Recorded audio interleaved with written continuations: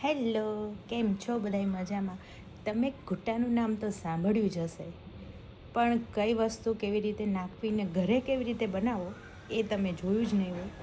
તો હું તમને આજે કે તમારે 10 લોકોનો ઘૂંટો બનાવવો હોય તો કેટલી એટલી વસ્તુ એમાં એડ કરવાની એ હું તમને બધું જ બતાવીશ.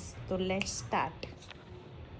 વટાણા છે, બટેટા છે, સિંગદાણાનો ભૂકો, તુવેર, વાલોર, ચોળી, ચોળાના બી, ગુવાર, રીંગણા છે, પાલક, સક્કરિયા, રતાળું છે, ગલકા, ગીસોડા, દૂધી, ફ્લાવર, કોબી, સુરણ, લીલી ડુંગળીના પાંદડા જ નાખવાના છે, કાચું પપૈયું, ટમેટાં,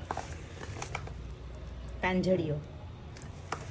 અને આ બધી વસ્તુ છે ને એની પેસ્ટ બનાવવાની છે કે આદું છે, હળદર છે, લીલા મરચાં, ધાણા ભાજી, લીલા આ લસણની છે ને લાલ ચટણી બનાવવાની છે, જે તમે ઘૂંટો બની જાય ને તો રોટલા સાથે ખાવા માટે. આ લીલું લસણ છે એને પણ પીસવાનું છે આની સાથે.